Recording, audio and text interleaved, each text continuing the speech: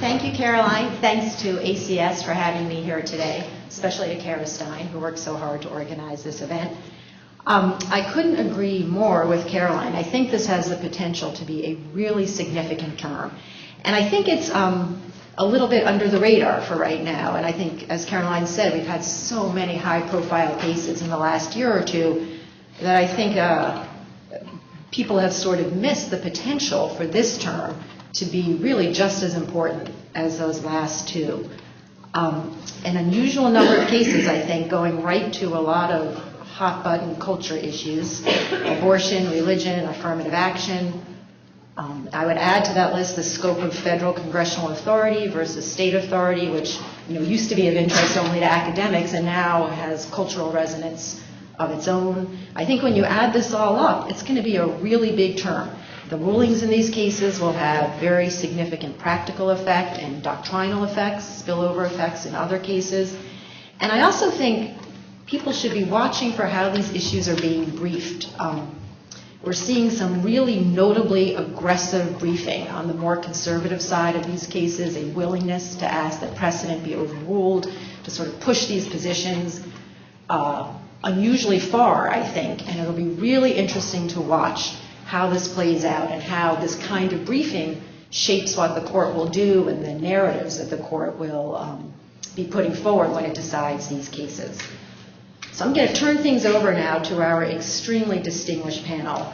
The downside of it being such an interesting term is that we have a lot of cases to go through, so we're going to move pretty quickly and save some time at the end for questions from all of you. And to save time at the beginning, I'm going to do introductions that will not come close to doing justice to our panelists. So forgive me. I hope you all have the biographical material in front of you so you can get a fuller picture of how lucky we are to have these panelists with us today. Just in alphabetical order, we have Randy Barnett, who is the McCormack Waterhouse Professor of Legal Theory at Georgetown University Law Center. In addition to an extremely distinguished academic career, Randy is also very regularly engaged with the public, writing opinion pieces and appearing on television. He's also remained very active in litigation in front of the Supreme Court, where he has argued cases and most recently played a very significant role in the challenge to the Affordable Care Act.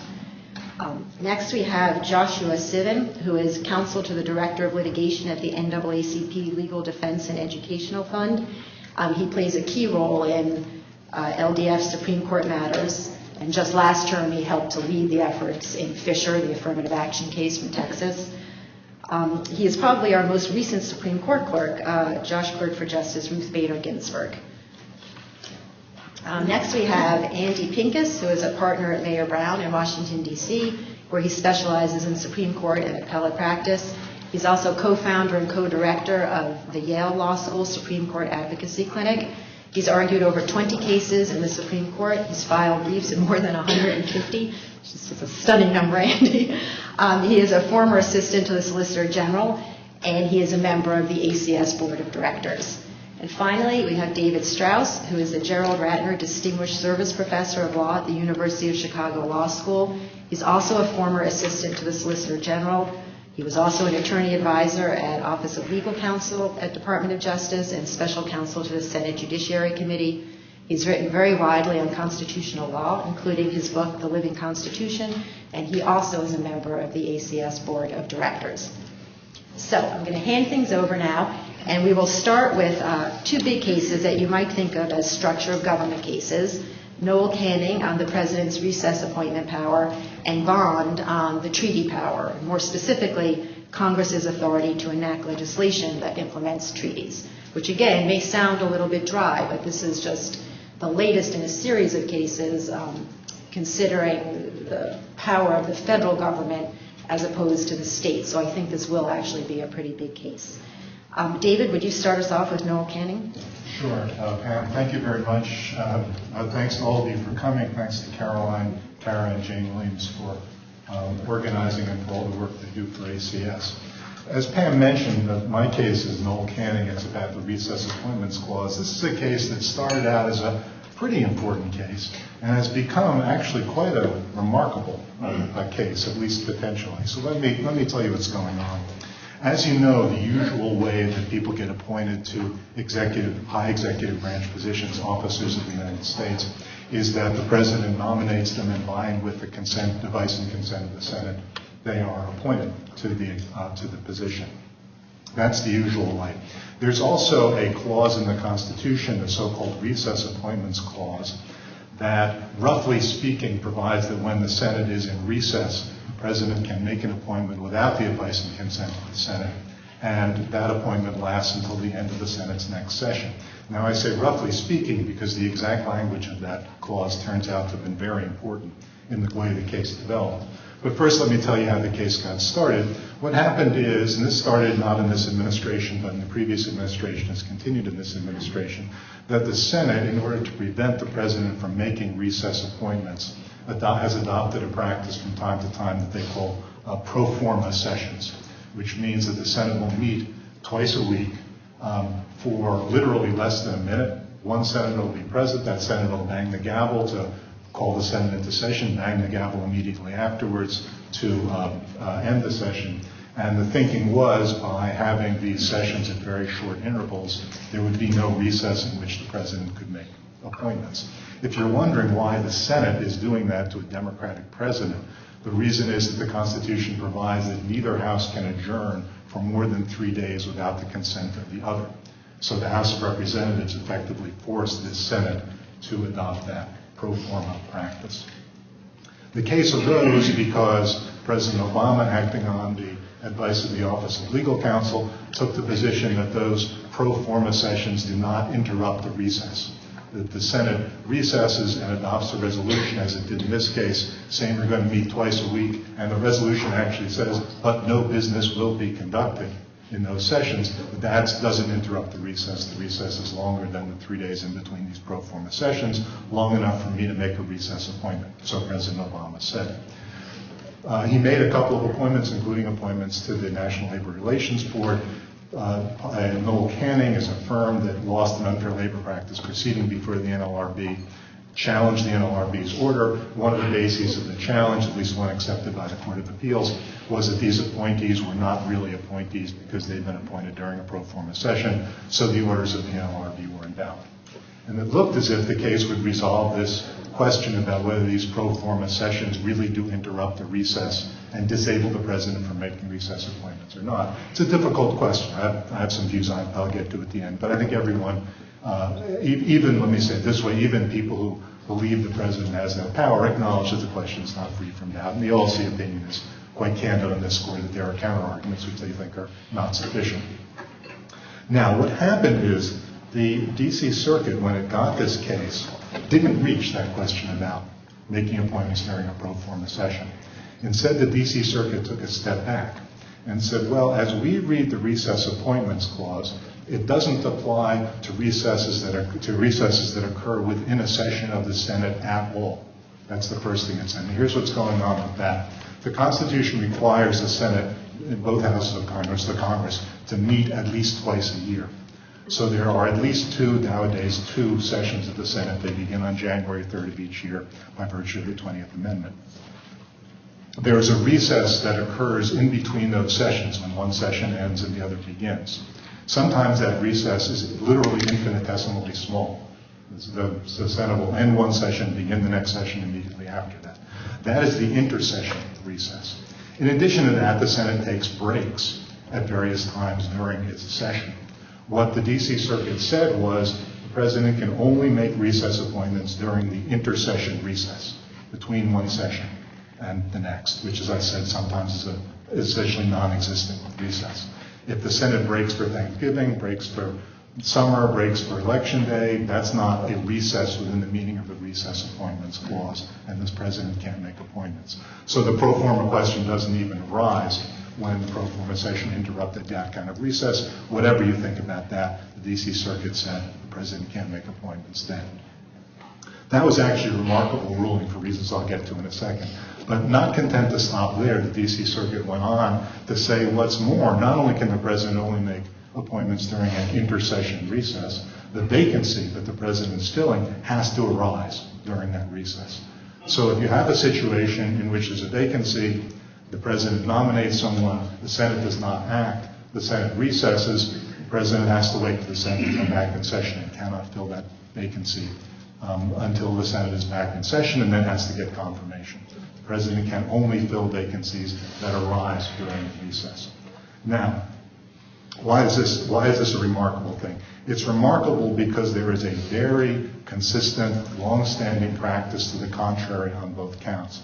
Since 1921, the executive branch has taken the position that intra-session recesses count as recesses within the meaning of the Recess Appointments Clause. Since 1921 opinion of the Attorney General. The Solicitor General told the Supreme Court that by its estimate, 500 recess appointments have been made in those circumstances, including cabinet officers, a CIA director, and Court of Appeals judges have been appointed in those circumstances, which the D.C. Circuit now says those appointments would have been invalid. What about the D.C. Circuit's ruling that the vacancy has to arise during a recess? Well, the history on that goes back to 1823, when Attorney General Wirt wrote an opinion for President Monroe, saying, no, the vacancy doesn't have to arise during a recess. Whenever the vacancy arises, if it persists into a recess, you can make the appointment. Congress has this pretty good argument made that Congress has acquiesced in these executive branch interpretations, sometimes explicitly in its own writings and reigns the control general and officer of Congress, and also by being willing to pay people who were appointed in those circumstances. The D.C. Circuit, while it sort of cast some doubt on those practices, raising questions about them, really what it relied on was the language of the Constitution. And it said, look, the Recess Appointments Clause saying the President shall have the power to fill up, I'm quoting now, all vacancies that may happen during the recess of the Senate. And it said, okay, that may happen during a recess. That means the vacancy has to begin during the recess. It can't just be the vacancy was around during the recess. And look at the article that, this is what they said, look at the article that precedes the word recess. It is the recess. Just not any old recess, the recess. That must mean the recess between the sessions. Now, as a matter of straightforward language, that's not a crazy argument. As a matter of history, it's a little bit unclear. It's quite clear the framers weren't focused on these exact questions.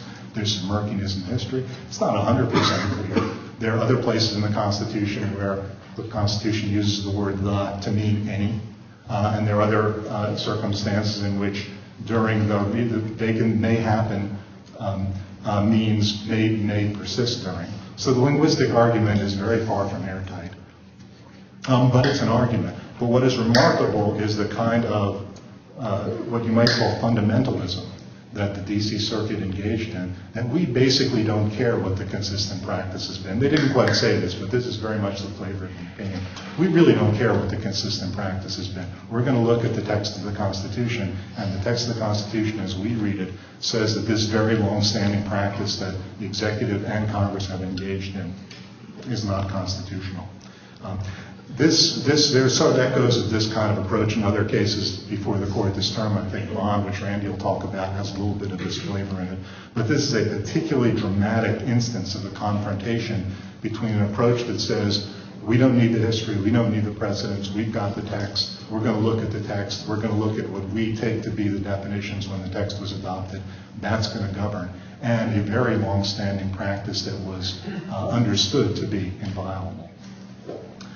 As far as the actual outcome of the case, the Solicitor General asked the Supreme Court just to decide these two questions and not to decide the pro forma question that was originally gave rise to the case. The Supreme Court did not agree and specifically instructed the parties to address the question about pro forma appointments. There's a bit of a bind here. You would think the temptation for the Supreme Court would be to say, well, we don't need to reach these broad questions that the D.C. Circuit raised. We'll adopt a sort of middle ground position and say pro forma appointments are no good. After all, everybody concedes, even the President's supporters concede that's an arguable question. We'll resolve that and not resolve the other questions. That would be a sort of a prediction one might make, and it might very well happen.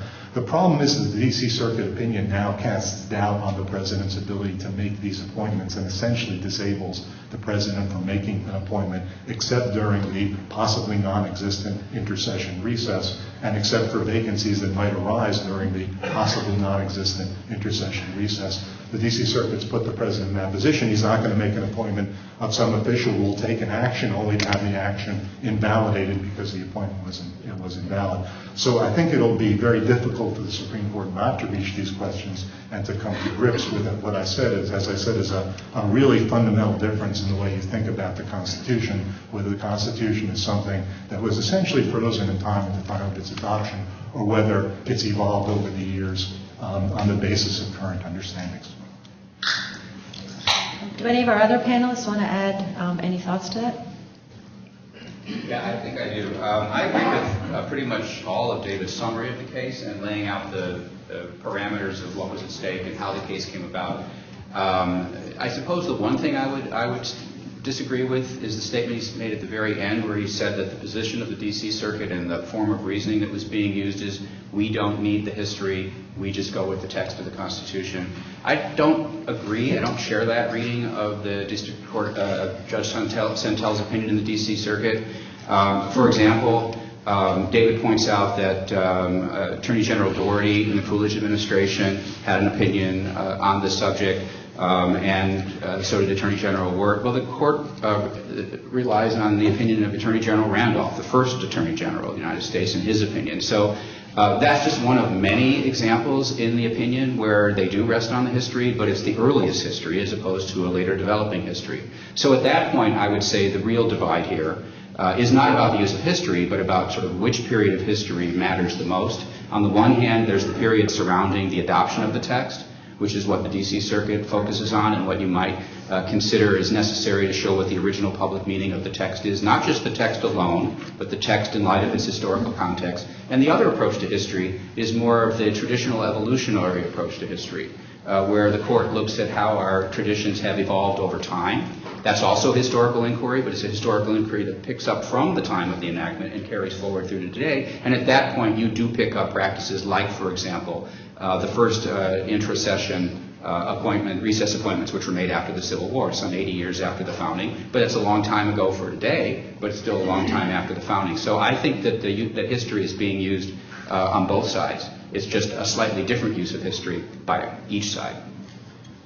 I think it's also worth stepping back and taking a look at what's really going on here. I think all of us who have had children or who have children have had the experience of saying, don't push the envelope because you may lose some privileges you already have. And it's pretty clear that what happened here is the executive branch pushed the envelope. There had been, as David says, this sort of accommodation, which was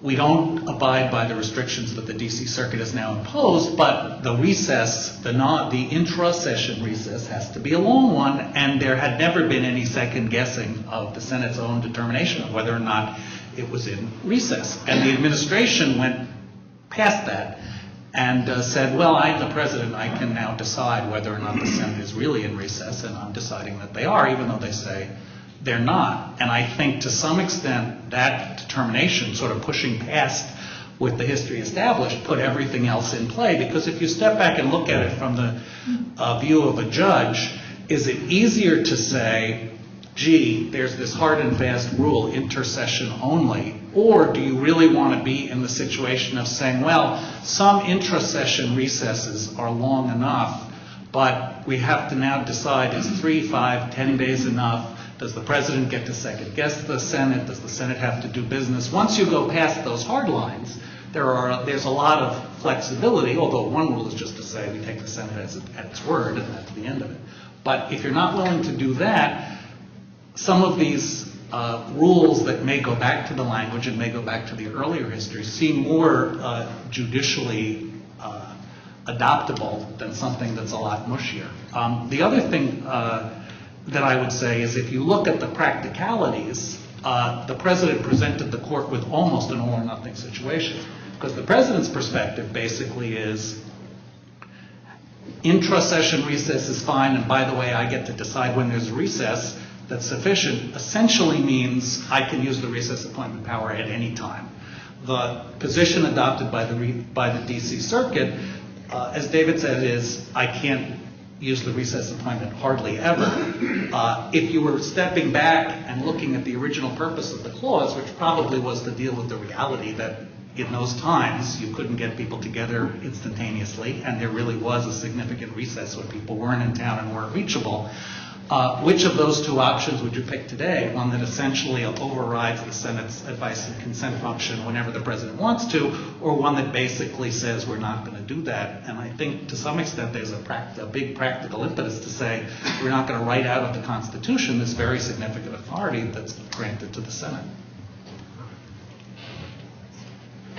Just let me say a word in defense of the administration's position, really following up on Andy. I'm not sure how much of a disagreement I have with him or with Randy. There are two ways you could think about the recess appointment power. You could say, look, this is just a practical thing to deal with circumstances in which the Senate's not around and the president has to fill a position, and it's just to deal with that circumstance. And when the Constitution was drafted, when Congress left town for long periods of time, when transportation and communication are very slow, that could be a real practical problem. And you could see it as serving that function. Or you could say, no, the recess appointment power is actually a weapon in the president's arsenal, like the veto. The branches have different weapons against each other, and this is something the president can use. And if the Senate is recalcitrant about confirming a nominee, the president can say, oh, I'm going to make a recess appointment. Now, it'll only last for a year plus. It'll only last till the end of the Senate's next session, so I don't get what I would get if you confirmed the appointment, but I get something, and this is a way of dealing with the Senate that won't confirm my nominees, and it's something that the president can use in those conflicts. That I think, is the basic issue. For a long time, back at least since the 1921, and arguably before then, the understanding was this is something the president can use. That was what was going on. It wasn't just a practical thing to fill a vacancy, to fill a position that would otherwise go unfilled. If you think that's what it's doing, if you think it's a weapon in the president's arsenal, then I think the best way to understand the administration's position is it doesn't make any sense to allow the Senate to nullify this by having someone come in and bang the gavel every 3 days. What's going on with that? If it's a legitimate weapon for the president to have, the president should have, and the Senate shouldn't be able to take it away from him. I think that was their position. Now, what the D.C. Circuit essentially said was, no, that's the wrong way to think about it. The right way to think about it, the way the framers thought about it. And I think Randy is correct in saying they looked at more than just the words, although that sort of history is fragmentary, and there are lots of things, and there are letters that people wrote, and then there are letters that other people wrote that say the opposite. The usual sort of thing when you go back and try to reconstruct what people meant about an issue that they weren't thinking about. The D.C. Circuit effectively said, no, this is just for the practical problem. The Senate's nowhere to be found. Someone leaves office. Someone has to fill the office. That's all this is for. And as I said, that's not a totally implausible view about what it was originally meant to do, what the recess appointments clause was originally meant to do. It is, however, way inconsistent with the way both branches have understood it. And I think there is a very good argument, I think actually the better argument, though it's a close case, to be made in favor of the administration's understanding. I'll move us on in 1 minute, but I'm sort of a chatty moderator, so I'm just going to say one more thing, following up on what Andy said about pushing the envelope. I think that it's a really interesting and important way to think about the case, and it kind of works in both directions, because the other people who have been sort of pushing the envelope would be the Republicans in the Senate, with the kind of increased use of the filibuster in circumstances where it really hadn't been used, at least as regularly before. And I think that the sort of, whatever century-long understanding, maybe not quite a century, of the recess appointments power as being a weapon for the president has always been kind of a safety valve for these filibusters. Like, everybody knows the dance. We filibuster, you do a recess appointment, it all works out in the end. If the recess appointment power goes away, I think it will be very interesting to see what happens with filibusters and whether the Senate will decide, will reconsider whether the filibuster is a tool that it ought to have if the president can't kind of do his half of the dance. So I think that the kind of political and practical implications of this decision are going to be enormous and also a little bit hard to predict. And great, I got the last word now. Randy, if you would move us on to Bond, please. Sure. Bond. I just want to add one other thing. This is just for the people who want to know more about it. There's a great law review article that was published in 2006 by University of San Diego law professor Michael Rappaport on the original meaning of the recess power. The D.C. Circuit relies on this article. It's an article that was published during the Bush administration, I should add. And there's a much more elaborate treatment of the history behind this power in that article. I don't have the citation to the article, but it's in the opinion itself, so if you want to find the article, you can. I also want to say that this Attorney General Doherty we've been talking about, those of you who watch Boardwalk Empire, there's a character on Boardwalk Empire, Harry Doherty, who's the Attorney General. It's the same Harry Doherty. So for those of you who don't know, watch the show, you know what that means. All right, so I'm supposed to talk about Bond. Not James Bond, but a woman named Mrs. Bond. You're going to be, when I tell you the facts of this case, you're going to be surprised at what happened. She's a woman whose best friend had an affair with her husband, and her husband impregnated her best friend. And this incensed Mrs. Bond no end, and she went on Amazon.com and ordered some chemicals on Amazon that were toxic in the sense that if you touch them, they would create irritation to your skin. And she created this concoction and put it on various items that were at her friend's house, her car handle, her mailbox, and her door handle. It wasn't a very effective way of striking back at her friend because the chemicals make kind of an orange and quite visible appearance, and so it's relatively easy to avoid them, which her neighbor did, except in one instance, her thumb touched the chemical and it burned her thumb. So that's basically the facts of this case.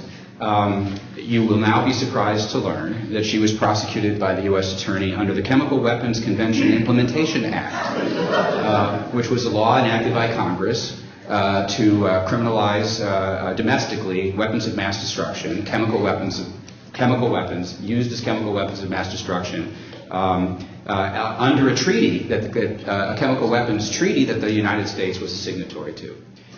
So rather than prosecute Mrs. Bond under numerous criminal laws with which she could have been prosecuted, she was prosecuted under a federal law that carried with it a mandatory minimum of, I think, about 7 years in federal prison for this act. This is not the first time this case has gone to the Supreme Court. It's actually the second time this case has gone to the Supreme Court. So it's amazing which cases actually go to the court. The first case was a very significant case and a harbinger of the NLRB versus Sebelius Affordable Care Act case, and it was the case, again, called Bond versus United States, in which the federal government challenged Mrs. Bond's standing to argue that this particular act of Congress was beyond Congress's power to enact, because they said that that's really an argument that states can make, but it's not an argument that individual citizens can make. And the Supreme Court unanimously held, in an opinion by Justice Kennedy, that no federalism, the idea that the federal government, the Congress is one of enumerated and limited powers, and then the residual powers is left to the states. Federalism is not only something that's there to protect states. In fact, it's really not there to protect states at all. It's really there to protect individual liberty. And the idea that you have this divided powers is a means of protecting individual liberty. So every person may, if they are in fact harmed by the prosecution under a statute like this, as she clearly was, because she's facing a federal penal rap, any person may come into court and argue that this statute was beyond the power of Congress to enact.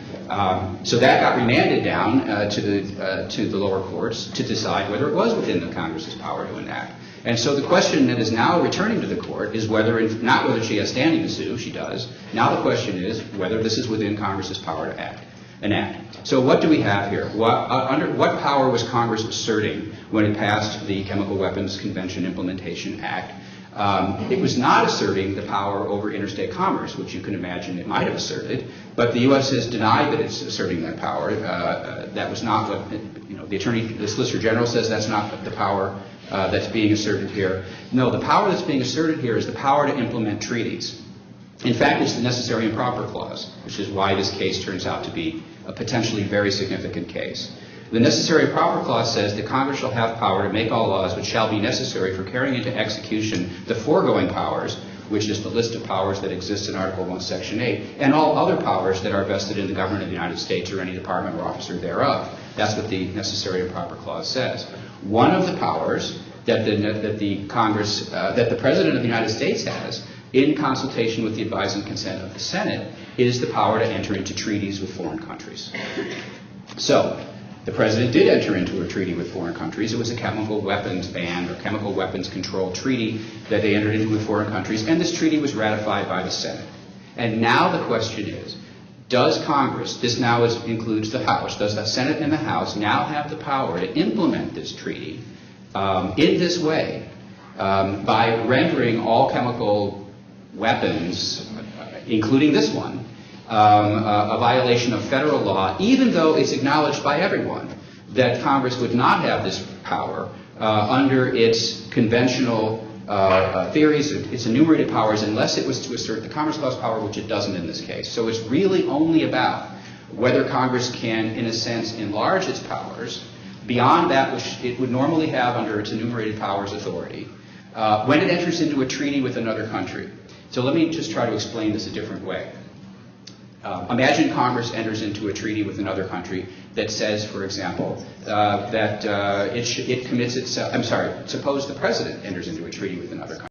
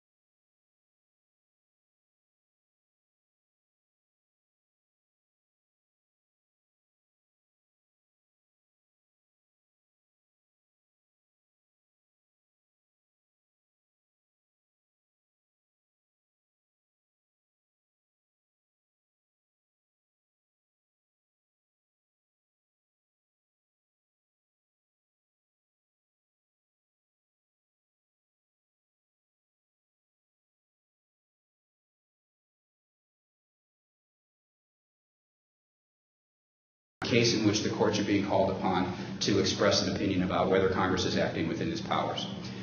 So let me just suggest a little bit about what the arguments are on both sides of this question. The argument against the constitutionality of this is that Congress may not, the President in cooperation with the Senate may not, simply by entering into a treaty with another country, expand Congress's domestic legislative authority. That is an improper vehicle by which Congress's power can be extended.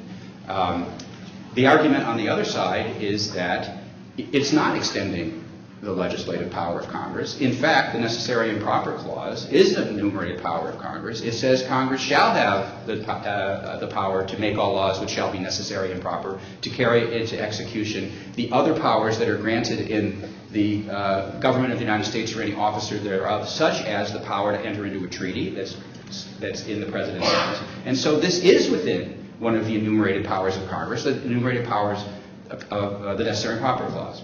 So on the one hand, there's this argument that this is a way that the Senate and the President can expand Congress's power beyond that which the Constitution allows. On the other hand, the argument is that the necessary and proper clause is one of those enumerated powers, and it allows the exercise of this power.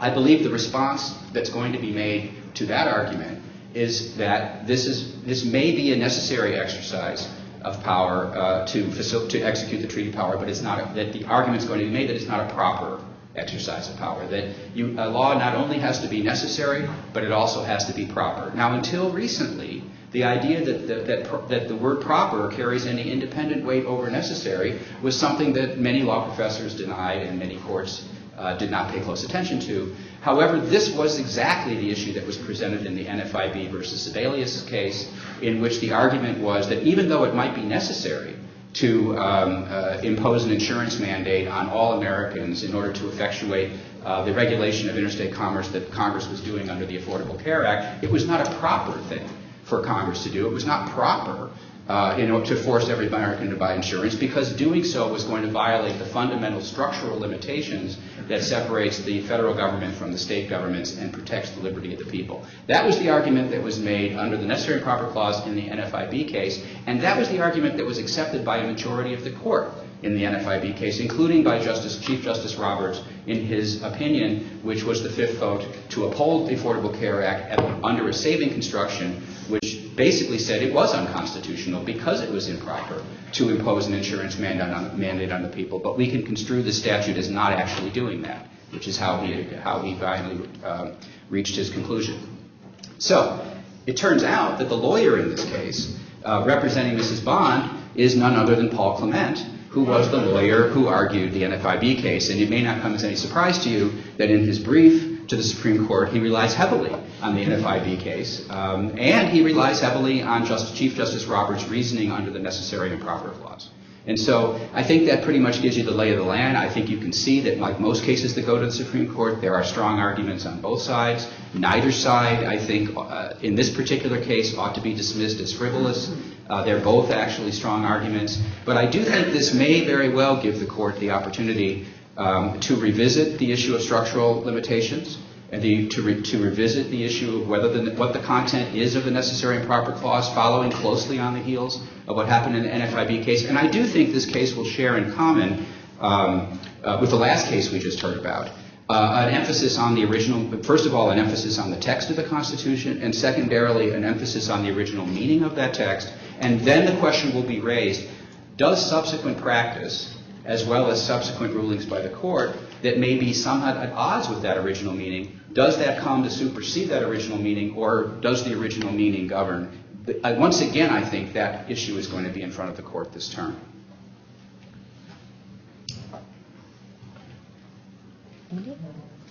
David?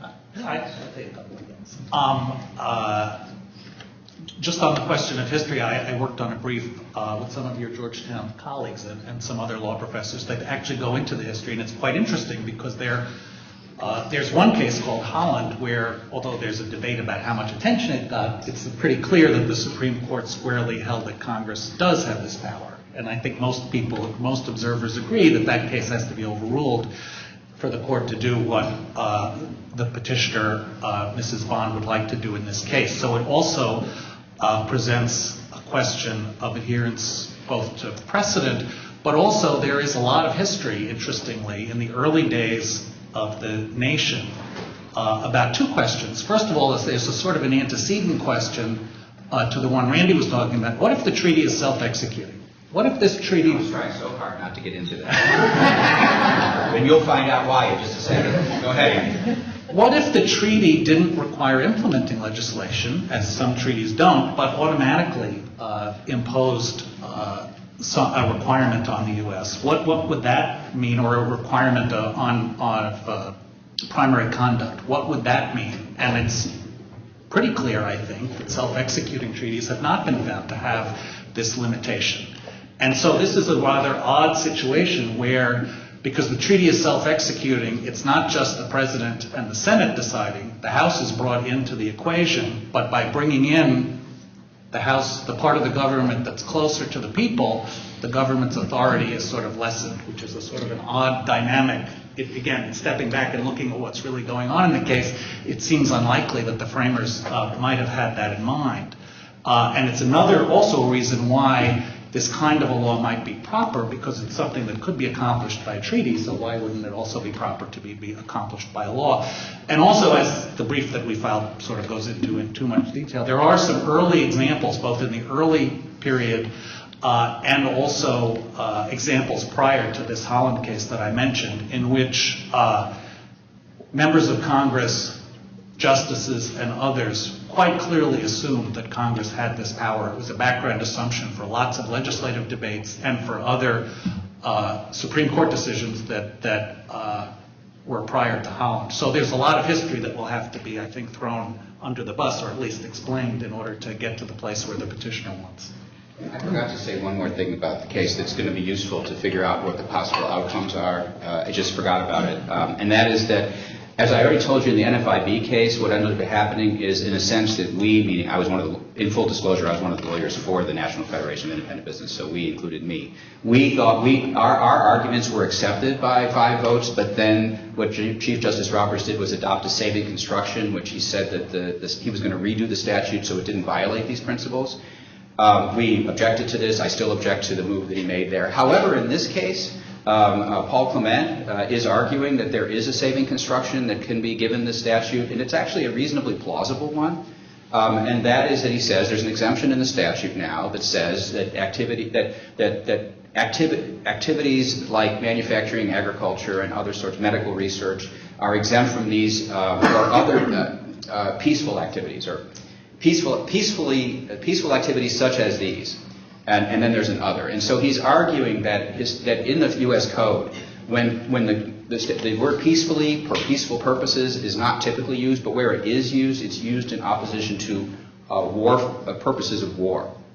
And so what actually the treaty is about is trying to prohibit states from engaging in these warlike activities using chemical weapons. It's also trying to prevent private parties like Al-Qaeda and other terrorist private parties from engaging in these warlike activities. What it's not about is peaceful activity, a peaceable activity, which are not war-making activities. And he says if this exemption is given that saving construction, then the constitutional issue will be avoided. So what you might end up having is a very similar opinion to that which you saw in NFIB, which would be a ringing endorsement of the challenger's view of the treaty power that then says, but we don't have to, but because of that, because there's this constitutional problem, we are now going to save the treaty by giving it this saving construction in which it's limited to the use, to the peaceable use of toxic chemicals. Just 2 things. The case Andy mentioned, Missouri against Holland, the case that is drawn into question by the argument that Congress cannot, in implementing a treaty, Congress cannot exceed the powers it would otherwise have in the Constitution. Missouri against Holland said, no, the treaty power is an independent power. It doesn't matter whether Congress could have done this under the Commerce Clause or the Bankruptcy Clause or any other clause. If it's pursuant to a treaty that was lawfully entered into, that's all we need to know. That's what Missouri against Holland said. This is a big deal opinion. It's a celebrated opinion. It was written by Justice Holmes. It's an opinion that uses the metaphor of a living constitution very centrally in its reasoning. And for it to come into question, and certainly for it to be overruled, that would be a big deal. This is a foundational case. And that's why I thought, and I think Randy concurred, that this has something in common with the recess appointments case. Second, Randy's right that the Congress did not rely on the Commerce Clause and the government did not rely on the Commerce Clause below. But the Solicitor General does make a Commerce Clause argument in his brief, and he acknowledges the points Randy made, that this wasn't what Congress itself invoked, and we're making it here for the first time, and ask the court to accept the argument nonetheless. The significance of that, I think, is the following. After the Affordable Care Act case, and the fact that, as Randy said, 5 justices agreed that the Affordable Care Act exceeded Congress's power under the Commerce Clause, aided by the Necessary and Proper Clause, although 5 upheld it on different grounds. If you took the logic of, well, it's not clear what the logic of that opinion is, but one way you might understand the logic of that opinion is really to eviscerate an enormous number of things that the federal government does, because the connection between the mandate and interstate commerce was much, much closer than the connection between a million things that are accepted that Congress does and interstate commerce, including one that Randy attacked, and consistent with his position in Raich, the case about the possession of marijuana. But he lost that case. The court said, no, there's a person growing marijuana on her own property that has enough of a connection to interstate commerce. Right, but that's less than 5.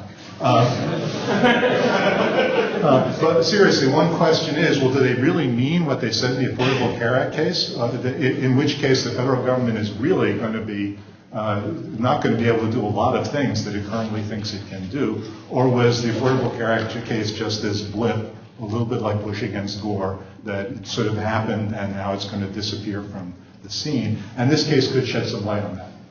Because if they do address the Commerce Clause ground, as the Solicitor General suggests, and if they say, no, this is okay under the Commerce Clause, that would suggest to me that the Affordable Care Act case was just one of those things and it's going to disappear. If they take the Affordable Care Act case seriously, then who knows where this will end. The reason I say that is because these law enforcement things are sort of where the rubber hits the road. That if you're really serious about paring back the power of the federal government, law enforcement, federal criminal law enforcement is one of the areas where you're really going to cut it back, and I think a lot of justices on the court are going to be reluctant to do that. Thank you very much. I'd like to move on now to talk about a pair of cases that the court either will hear or likely will hear involving religion, church-state issues, the Establishment Clause, the Religious Freedom Restoration Act. And Andy, can you get us started on that? Yes, I'll start with the one that the court will hear, which is called the Town of Greece case, and it brings us back into the world of Establishment Clause and prayer. And this case involves prayers at the beginning of the town board meeting of the Town of Greece. The town board created a list of clergy, used a list of clergy that the Chamber of Commerce had created to invite people to give prayers. Lay persons were also permitted to give prayers. But as with all of these Establishment Clause cases, the particular facts are really where, to use David's phrase, so they're rubber meets the road. So let me just throw out a few. The majority, and in some years the overwhelming majority of prayers contained clear sectarian Christian references to Jesus Christ, for example. The prayers were made on behalf of the town, the Court of Appeals found, using we, us. There was an invitation to audience members to participate, to stand, or otherwise participate in the prayer. And no guidance was given to the people giving prayers, as sometimes has been true in other situations in terms of, gee, can you make your prayer to the extent it's consistent with your religion, broad and inclusive rather than more focused. The Court of Appeals held, relying on these facts, that the prayer practice associated the town with the Christian religion and therefore violated the Establishment Clause. The relevant Supreme Court precedent here is a case called Marsh against Chambers, which involved prayer in a state legislature. The court upheld the practice of having prayer there, given the long history, especially of prayer at the beginning of sessions of the House and the Senate. And in doing so, in Marsh, the court said two important things. There was no impermissible motive in selecting the prayer giver, no claim of discrimination. And the prayer was not used, and I'll quote this phrase because it becomes relevant, to proselytize or advance any one or to disparage any other faith or belief. Here, there's no claim that there was an actual impermissible motive in selecting the prayer givers. The challengers really try to distinguish their case from Marsh on two separate but they're related grounds. One is coercion. They focus on the fact that the public in the state legislative session are just voluntary observers. They have no part. Nobody has to be there. They have no part in the proceedings. They can walk in and out. They're typically in a gallery. Town board meetings are different. They're more akin to what we would think of as public hearings. There are people participate. Sometimes they're given awards. Sometimes they're making arguments directly to the town board. They're being questioned by town board members. So one difference is people have to be there, and therefore, unlike in the state legislature context, the use of the prayer giving here is coercive, and therefore fits more in the approach that courts have used, for example, in high school graduations and other situations where the conclusion is people have to be here. They can't, requiring them to absent themselves would be difficult, and therefore the use of prayer is impermissible.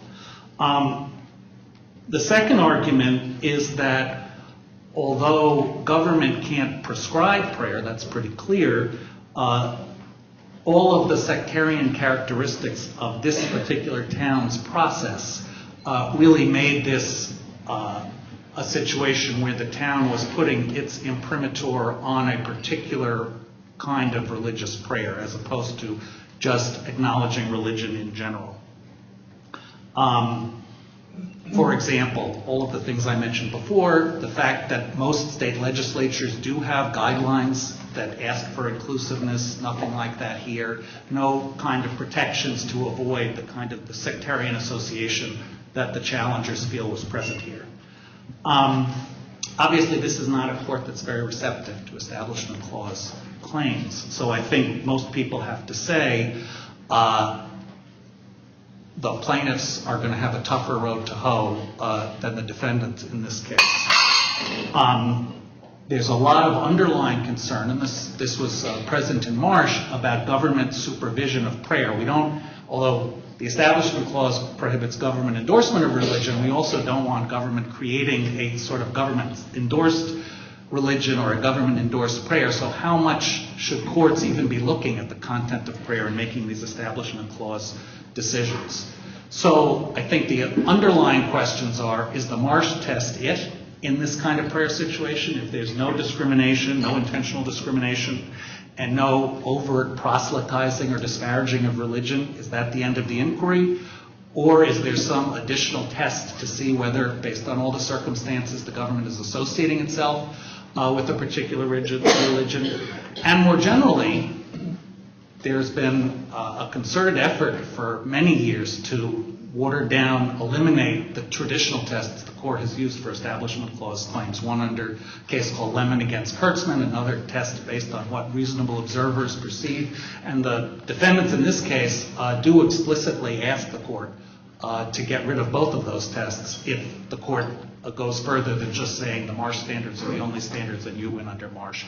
Interestingly, the SG filed a brief in this case siding with the town, defending the congressional practices and saying the Marsh standard is all that applies and the town satisfied it here. Anybody have anything to add on this? Okay, then I'm just going to say a word or two. I think this is just such an important and interesting case, but really, really important.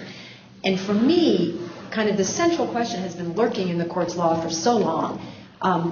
As Andy sort of alluded to, this is not a court, and for many years hasn't been a court that's particularly receptive to Establishment Clause claims. And instead, it's a court that has been very receptive to claims that there needs to be more room for religion in the public square, that's sort of where we're headed.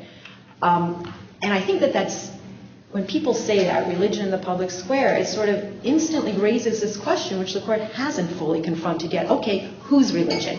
Which religion? I mean, once you say you're opening the public square to religion, those questions come right up. And yet the court has for a long time managed to avoid them. And I think that this, people, when they say more religion in the public square, it's easy to think of religion as kind of a generic thing. It's just religion. It's not the way most believers experience religion. It's very specific, people's religions and their religious commitments. And so I really think this case is going to force the court to begin to grapple with how it will answer this question: which religion? Whose religion? Majority religions, minority religions, theistic religions, sort of Judeo-Christian, or all religions. It's going to be a very difficult road that this court has set for itself in its prior cases. And I do think this case is going to be one where it's going to have to confront some of these questions. Yes, I think it's very interesting because the easy off-ramp for the court in this case would be to say, well, this government, prayer at government meetings is different. We just have this test in March. This is okay. We're not saying anything about anything else. That's possible, but as I say, and as Pam said, there are a lot of broader questions sort of lurking here about their entire jurisprudence that could come into play. Did you want to tee up the contraception? Yes, the second religion case deals, at least in part, with the other religion aspect of the First Amendment, the Free Exercise Clause. Not a case that's at the court yet, but it seems to be on the express train to getting there, so we thought it would be worth talking about. And it's a number of cases around the country, I'm sure many of you have read about them, that raise the question whether a for-profit corporation can challenge the requirement of the new health care law that insurance plans must cover birth control on the ground that providing that coverage violates the religious beliefs of the company's owners. So the health law has a requirement that birth control be provided. One of the things that's in that required section is that the plan cover the morning after pill. Some people have a religious belief that the morning after pill, by either interfering with conception or terminating a conception that's already occurred, interferes with their religious beliefs. The question is, they own a company, it's a for-profit business, we're not talking about religious institutions. Can they be required to provide that insurance, or does either the Constitution or the Religious Freedom Restoration Act require that there be an exemption, and that they not be required to provide insurance with that requirement? Let me step back and talk a little bit about the underlying law, because it gets complicated. Free Exercise Clause obviously protects individuals' ability to exercise their religion. The court, in its initial construction of the Free Exercise Clause, held that it covered claims by individuals that a generally applicable government law burdened their free exercise, and would look to see whether it was appropriate, whether the government had a compelling interest for not creating an exemption for those people. After more recently, the court sort of revised that jurisprudence and said, if the law is generally applicable, we're basically going to hold that the Free Exercise Clause doesn't require the creation of any exemptions. In response to that, Congress and the Clinton administration passed the Religious Freedom Restoration Act, which was intended to return the law to where it was before the court adopted this approach of basically saying generally applicable government laws off limits to free exercise challenge, and set up a structure where if the law burdened the exercise of religion, the government would have to show a compelling interest in order to apply the law to that specific person. So here there are claims both under the Free Exercise Clause, obviously a little difficult given the current jurisprudence, although the argument is there are lots of exemptions in the healthcare system, so what's wrong? Essentially, not creating this kind of exemption is a discrimination against religion. But I think the more focused challenge is this argument that if I own a company and this interferes with your government is requiring the company to do something that interferes with my religious beliefs, I have a challenge under RFRA, and the RFRA standard has to be able to be met for the government to enforce that law. As I say, cases pending all over the country. The Third Circuit, divided 2-1, held rejecting a preliminary injunction in favor sought by a challenger. The 10th Circuit, sitting on lots of about 165 pages worth of opinions, largely accepted the claims of the challenger, remanded for a determination, and the court on remand entered a preliminary injunction. So you have very different views, and just to sort of tick off the issues, because there are a lot of quite interesting ones. First of all, these are for-profit businesses. Does the Free Exercise Clause protect for-profit businesses? People's initial intuition might be, gee, Free Exercise Clause, you think of an individual's actual religious practice being burdened. Should this apply to a for-profit business? Certainly it's been applied to religious corporations, to churches and other corporate bodies that have religious purposes, and the government created an exemption from this requirement for religious entities, not-for-profit religious entities, but should a for-profit entity be treated in the same way, or is there some reason that the Free Exercise Clause doesn't confer any kind of protection there? It's easy maybe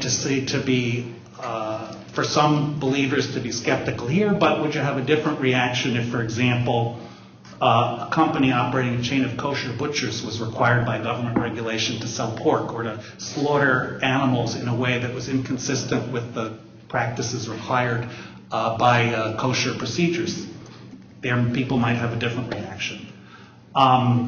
Then the next question, if you conclude that the company is covered, is this a substantial burden on religious belief? Is that a subjective or an objective test? Before the court switched its free exercise jurisprudence, courts found great difficulty in second-guessing somebody's claim that to do what they're trying to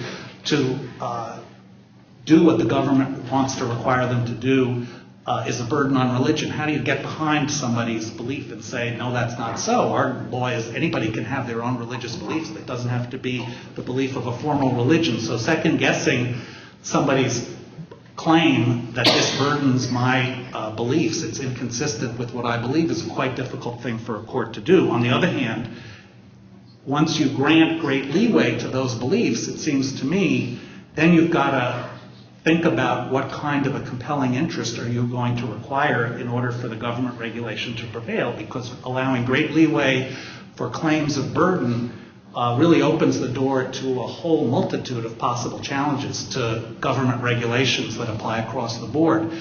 Does that mean that the compelling interest test is going to apply differently in those situations? Should it apply differently in a situation like this one where there's an effect on third parties? Obviously, the decision by the owner of the company not to provide this insurance has an impact on the company's employees. Is that relevant in assessing the compelling interest of the government or not? So lots of really, really interesting issues here. There was a case decided before the court changed its free exercise jurisprudence called United States against Lee, which involved a claim by someone who was a Mennonite that paying into Social Security for employees violated his religious beliefs, and therefore he needed an exemption from the Social Security requirement that employers pay into the Social Security fund. The court found that that was a burden, that requirement was a burden on his religion, but gave pretty short, didn't take long to decide that the government had a compelling interest in maintaining the breadth of the Social Security system. That's not a perfect analogy here, but it's certainly an interesting decision as the courts continue to grapple with this issue.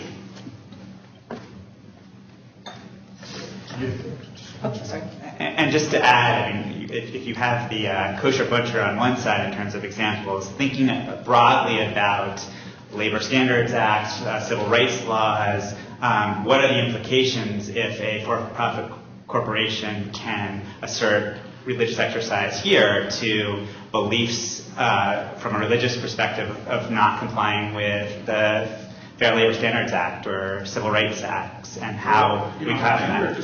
Right. It's easy to imagine someone whose religious beliefs are, women shouldn't be engaged in certain kinds of duties, and on the other hand, men shouldn't be engaged in others, regardless of what the applicable Title VII rules would be. Just an observation in the regime Andy was talking about before the Supreme Court changed the law, in the regime where the Constitution, as the court interpreted the Free Exercise Clause, as the court interpreted it, forbade burdens on religion even imposed by neutrally applicable laws. The interesting thing about that regime was that people making those religious freedom claims almost always lost. The outcome in the United States against Lee, the case about paying Social Security taxes, was typical. There were I think 3 or 4. There was one case, Wisconsin against Yoder, where the Amish got to take their kids out of school, and then there were a series of cases involving Seventh-day Adventists who didn't want to work on Saturday and wanted employment compensation. They won. Everybody else lost, because as you can imagine, there were a bunch of people who made various claims, including a claim that I can't have a Social Security number because giving me a number will steal my soul. that person lost too. People in the military who didn't want to, who had religious reasons to wear certain headgear, they lost.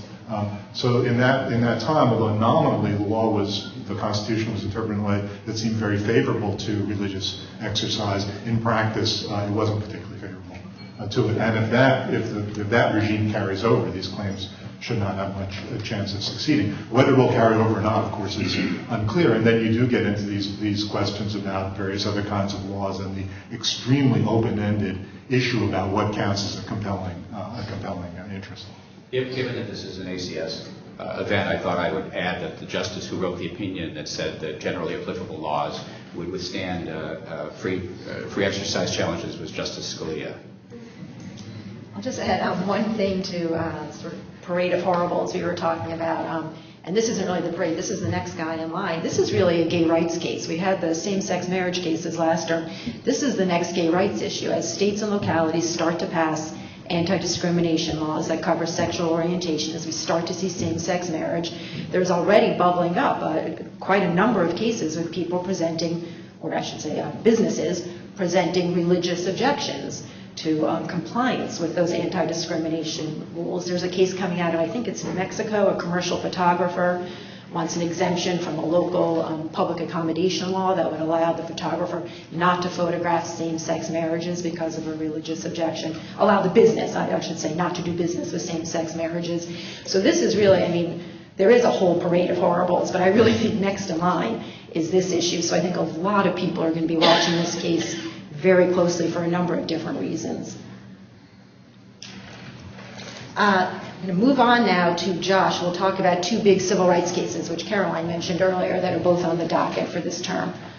Which one would you like me to start with? You pick. I will start with Mount Holly.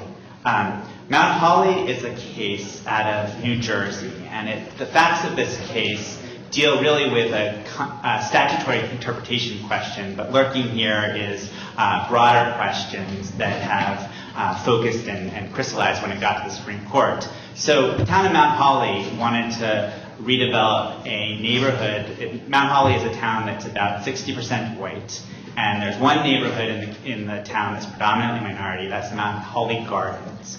And the town wanted to redevelop that neighborhood, and this is a neighborhood that was military housing back in the 50s, semi-detached red brick houses, lots of homeowners, lots of families that are close-knit and have been there for a while. And the town decided that they were going to demolish the entire neighborhood and replace it with houses that primarily couldn't be afforded by the people who currently live there.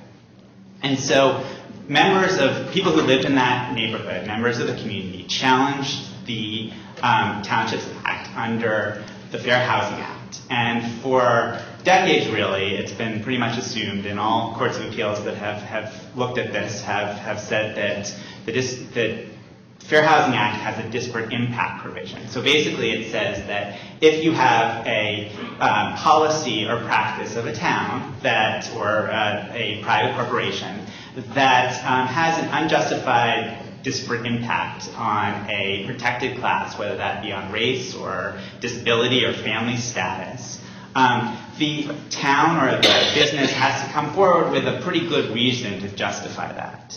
And if it can't come up with a pretty good reason, or if there's a better way to do this without creating the same disparate impact, that entity is liable.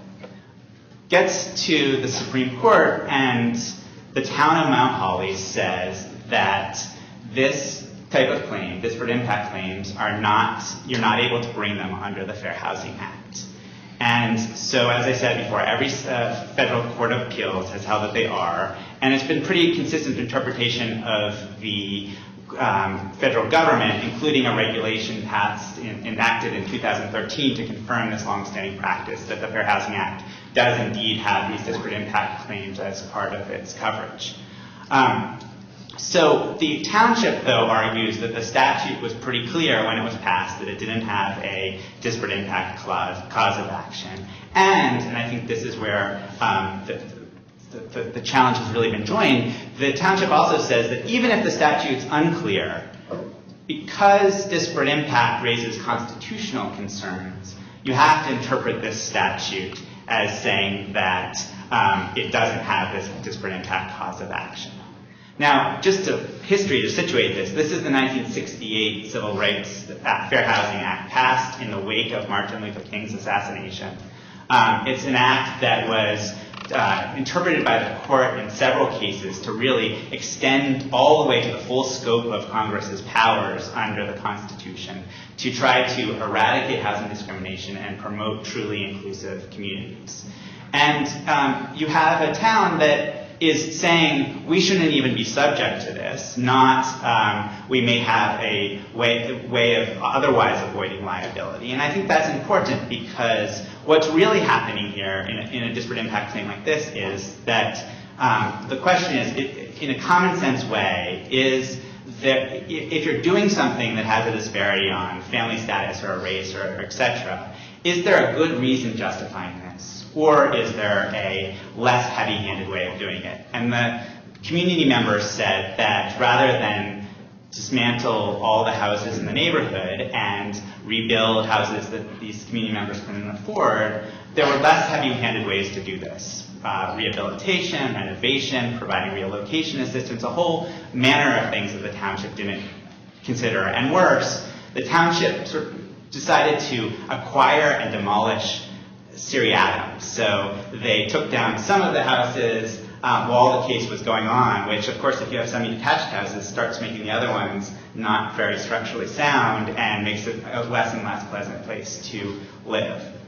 One of the interesting things about this case is that a brief was filed in support of neither party by the Institute for Justice, which is a libertarian organization that didn't take a position on the disparate impact cause of action, but rather said that this shows the uses of eminent domain, going back to a case called Kelo versus New London several years ago. And it's interesting to see in the strange bedfellows department those eminent domain claims sort of coinciding with claims about what is viable disparate impact claims and how do they work here.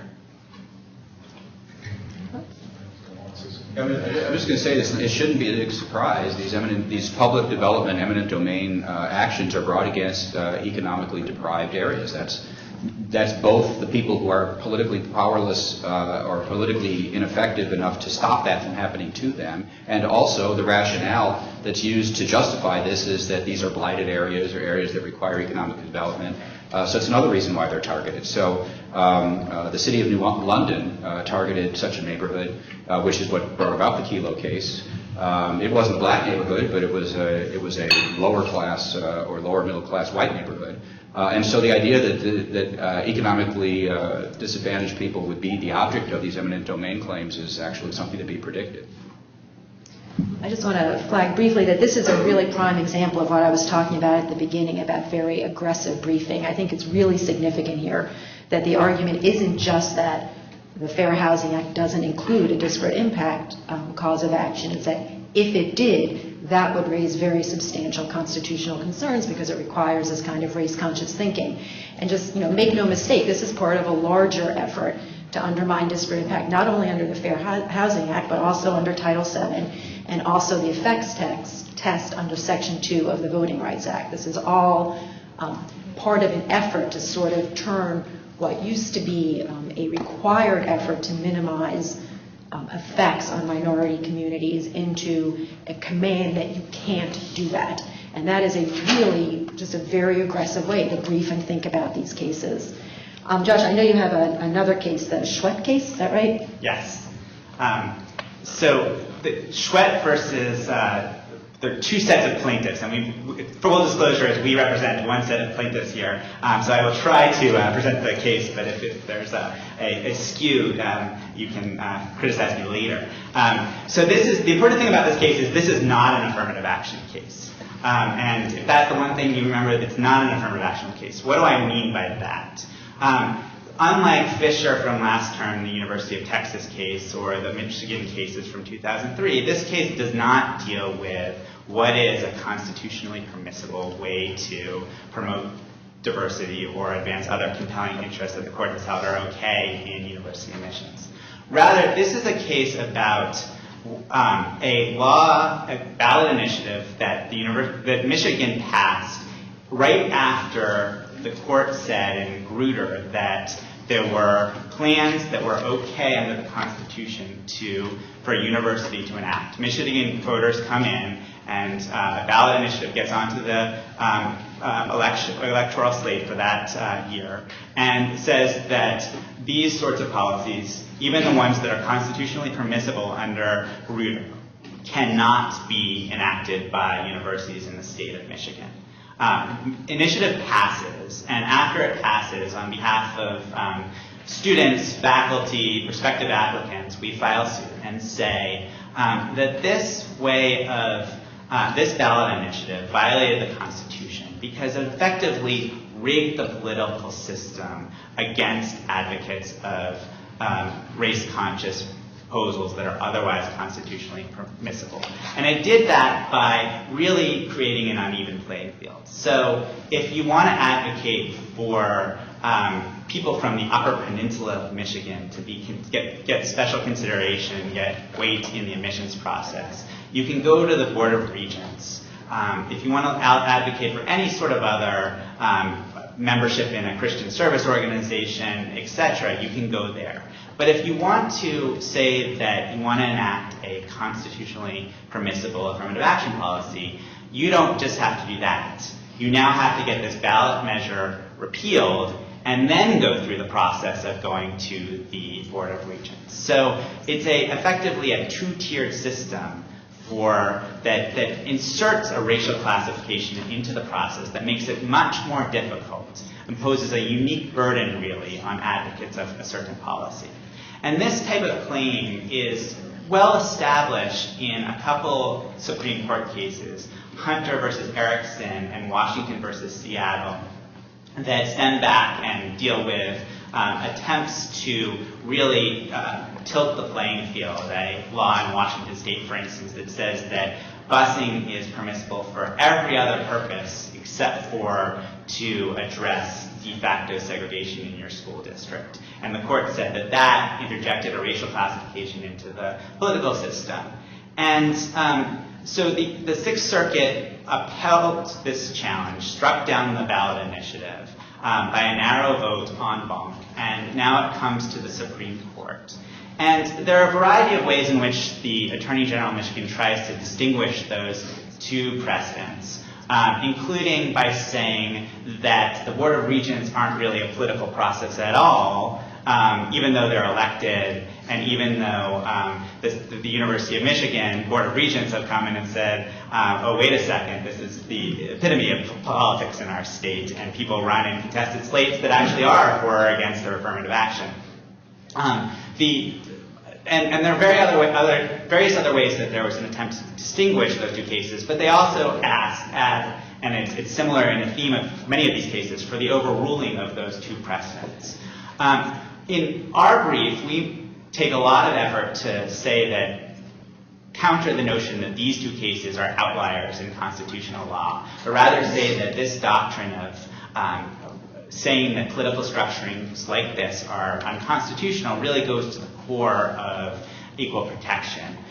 Because the political process, when race becomes a predominant factor in how you allocate where issues are situated and who decides them, and you do a different approach for race than everything else, you start to get back to those cases like Domillion, where the town of Tuskegee rejiggered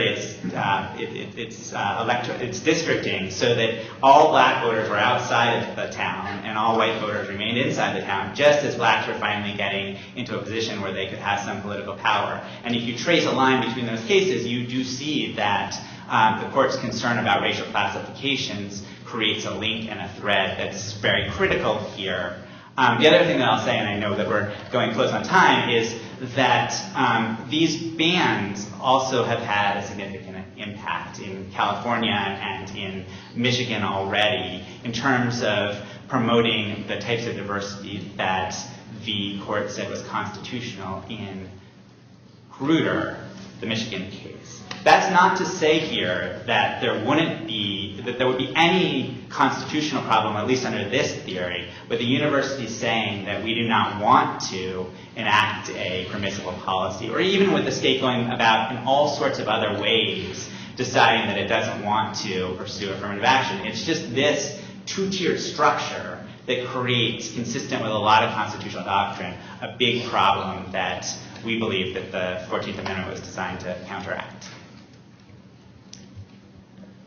Anyone want to, just time for like a quick thought or two? A quick thought. I think this case, I mean, it's a difficult case. I think that the Supreme Court is likely, I mean, despite Josh's great advocacy, is likely reversed, unfortunately. But it's a chicken come home to roost, and here's the story, I think. In 1975, the court decided a case called Washington against Davis, in which it held that unless a law explicitly classifies on the basis of race, people challenging on the grounds of race discrimination, challenging under the Constitution, have to show a discriminatory intent. Whatever the effects don't matter. You have to show discriminatory intent. Now, that standard is hard enough to apply if you're dealing with some discrete decision maker, a single official. But in principle, the question in a case like this ought to be, did the voters of the state of Michigan, when they outlawed affirmative action, were they acting with racial animus? Now, how do you answer a question like that about a statewide electorate? Maybe they were, to some degree, undoubtedly they were, to a large degree, decisively. How do you figure that out? What kind of evidence do you take? It's a crazy inquiry, but it's the inquiry that Washington against Davis conceptually, in principle, ought to force on the courts. So instead of doing that, the courts have kind of come up with this doctrine that Josh described very well about how, well, if it creates a political blockage in the system on an issue that is somehow racially tinged, that makes it suspect. And that's not a bad surrogate for the unimplementable Washington against Davis test. But the courts never acknowledge it's a surrogate, and that makes this line of cases vulnerable. And the vulnerability, of course, is, well, what counts as a racial issue?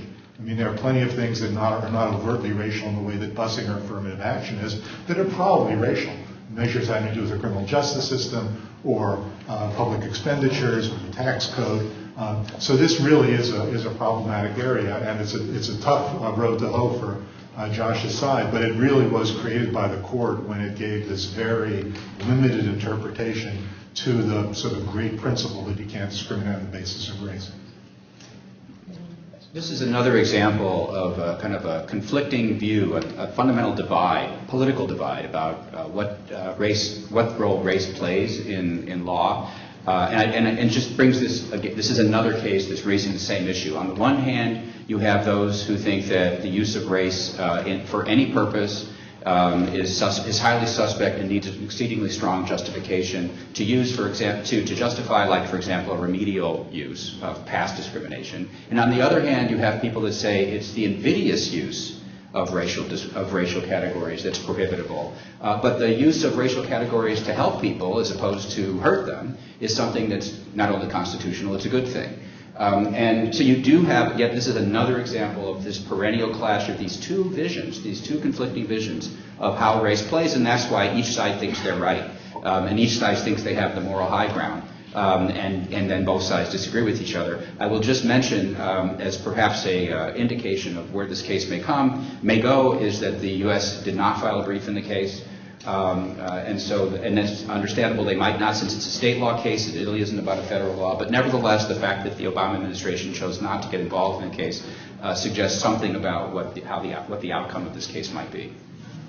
Just to respond quickly, although history really instructs that targeted political restructuring like this tends to disadvantage racial minorities, I think our point here is that allowing either side of the debate to manipulate the political process creates these problems and really increases the salience of race rather than, consistent with a lot of precedent that the court said, the idea here is to reduce the polarization of the process. And there's really interesting evidence in terms of looking at the vote in Michigan that this was a far more polarized issue than ordinarily affirmative action, which can be polarizing, but this vote, because of the way that it injected race in a one-off ballot initiative, was another order of magnitude in terms of political polarization.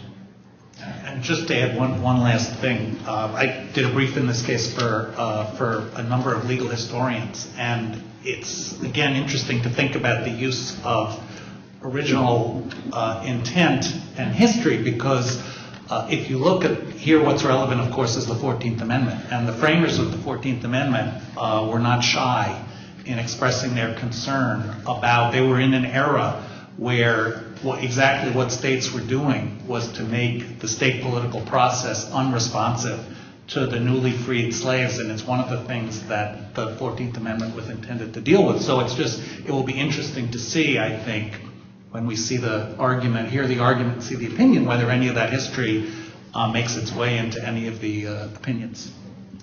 I am so sorry. I see that I have run us right out of time, and I particularly apologize to David and Randy, who were prepared to talk to you about two free speech cases the court will hear. One is a follow-on to Citizens United about whether it's permissible under the First Amendment to limit aggregate campaign contributions.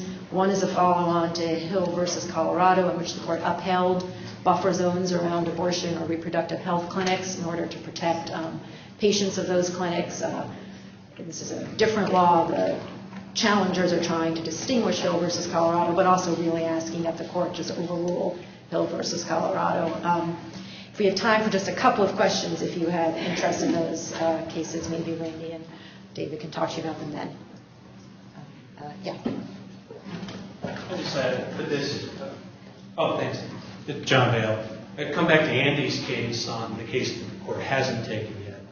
I think one of the things, and any of you can comment, one of the things that's most interesting to me about that case is that it's really also a case about what is a corporation. Certainly a question of huge interest, and a case I think that Citizens United has a great direct bearing on how you think about that case, and that's only my point. I think it's maybe an even bigger case for that reason doctrinally.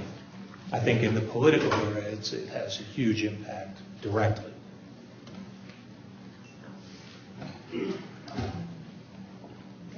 Yeah, I mean, I think that obviously the Citizens United was about First Amendment speech rights and to the extent to which corporations could invoke them, although it's pretty settled that corporations can invoke the free speech part of the First Amendment, at least outside of the campaign finance context before that. But I agree with you. I think it will play into this wider political debate about corporations and their roles and the protections that they get.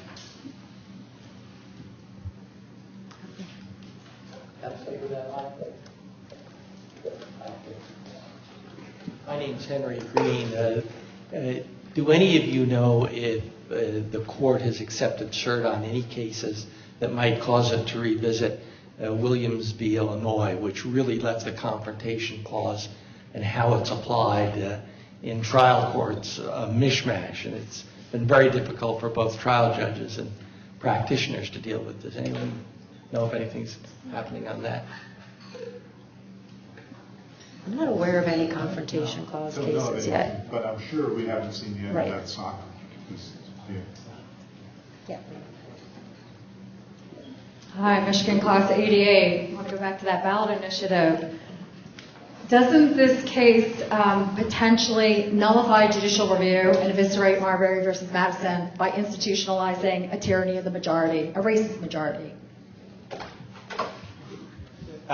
So that's definitely a way that you can argue about this case. I mean, I think that, but I think to focus more narrowly, I think that ballot initiatives, the court and others have said that as a general matter can be, direct democracy has its pluses. I think that, and there are a bunch of political science briefs in this case as friends of the court that make arguments about why we want to be particularly concerned about ballot initiatives, without saying that overall they're a bad thing, that target racial minorities or target civil rights initiatives. And I think that, again, that's not to say that the Constitution is only and ballot initiatives can only target minorities, that infusing race into the process of a ballot initiative and selectively is something that can be concerned. So I appreciate that that's a way to go. I think that the argument here is framed more narrowly.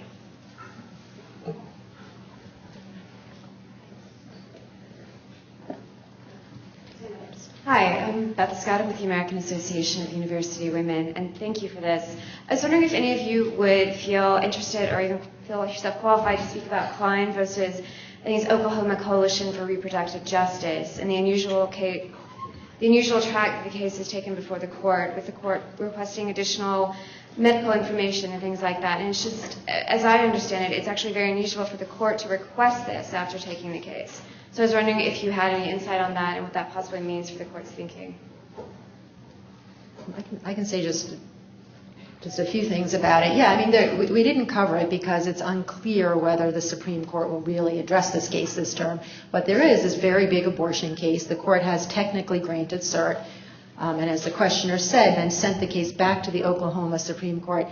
I think maybe not so much for medical information as for an authoritative construction of the state statute. On its face, the state statute, which I guess the point of the state statute was to constrict and limit access to medical abortion versus surgical abortion for early term patients. On its face, the statute actually, and I won't get into all of the details in part because I'll forget the particular names of the drugs involved, but on its face, it actually seems to have gone further than that and to have made all medical abortion impermissible in the state of Oklahoma. The state is more or less conceding that, look, if you read the statute that way, we have a constitutional problem, maybe, but don't read it the way it seems to read. Read it this other way. It's offered kind of a saving construction. The Oklahoma Supreme Court, when it heard this case, didn't really say one way or another how it was reading the statute.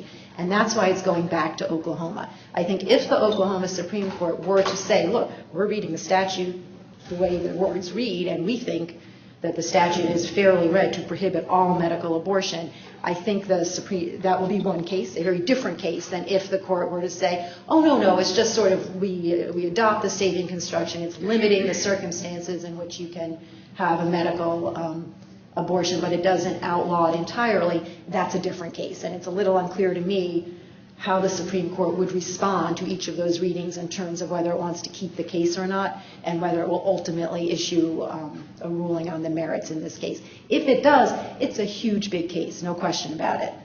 Yeah.